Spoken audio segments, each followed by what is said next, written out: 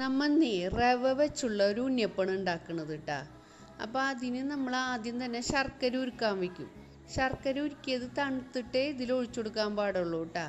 അപ്പോൾ നമ്മൾ റവയിൽ ഒരു 2-3 സ്പൂണ് മൈദയും ചേർത്തിട്ട് ജസ്റ്റ് ഒന്ന് നനച്ചെടുക്കുക കേട്ടാ.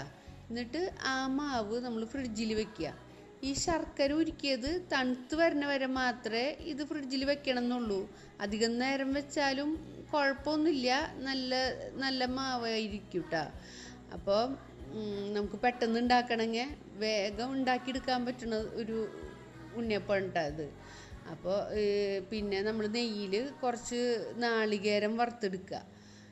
ഈ നാളികേരം വറുത്തതായാലും ഈ ശർക്കര ഉരുക്കിയതായാലും തണുത്തതിന് ശേഷം മാത്രമേ ഇതിലൊഴിച്ചു കൊടുക്കാൻ പാടുള്ളൂ കേട്ടോ. ചെറു ചൂടൊന്നും കുഴപ്പമില്ല, നല്ല ചൂട്ടോടൊന്നും ഇട്ട് കൊടുക്കരുത് കേട്ടോ. പിന്നെ അതിൽ കുറച്ച് എള്ളും ചേർത്ത് കൊടുക്കുക.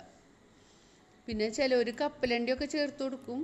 അതൊക്കെ നിങ്ങൾക്ക് ചേർക്കണമെങ്കിൽ ചേർക്കാം. പിന്നെ ഇത്തിരി ഏലക്കാപ്പൊടി ഇട്ട് കൊടുക്കുന്നത് നല്ലതാണ്. ഞാനിതിൽ ഏലക്കാപ്പൊടി ഇടാൻ മറന്നു പോയിട്ടാ. പിന്നെ ഇത്തിരി ഉപ്പ് ഇട്ട് കൊടുക്കാം, ഒന്ന് മധുരം ബാലൻസ് ചെയ്യാനായിട്ട്.